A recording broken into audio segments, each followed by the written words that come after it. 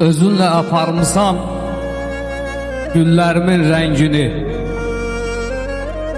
Kədər mənə bənzəyir, qəm kövrəlib sənin kimi. İndi başa düşmüşəm, sənsiz hər şeyim hədər. Səndən sonra heç kəsi sevmədim sənin qədər. Sevgi dolu baxışlar, baxışım baxır mənə. Bilirəm dönəcəksən sən əvvəl, axır mənə. Mən elə bilirdim ki, hər şey soyuyub gedər. Səndən sonra heç kəsi sevmədim sənin qədər. O qədər yaxın ikən bu qədər uzaq olduq. Yorulduğumuz sevgidən biz yarı yolda qaldıq.